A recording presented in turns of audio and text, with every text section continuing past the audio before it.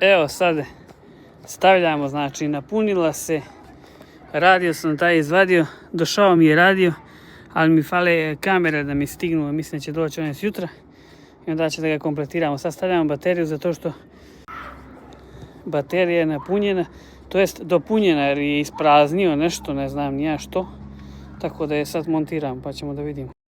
Evo sad ga palimo.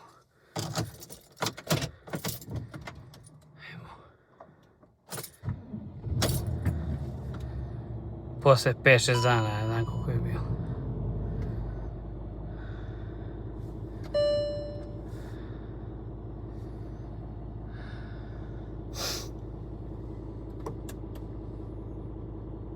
Ajde, vrati.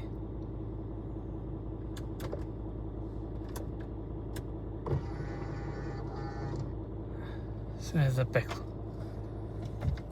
I sad samo manji krug jedan.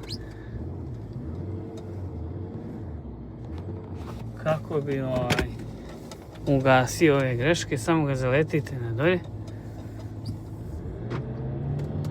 Evo već ugasio, znači.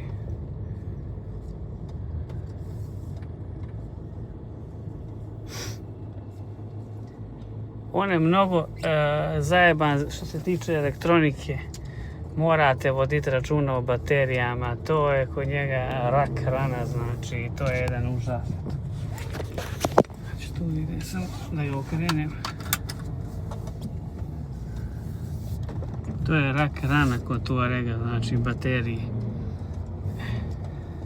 I sad vidite, ovaj radio smo skinuli. Tu ćemo, znači, da ga softverski uklonimo i tako da neće praviti više problem.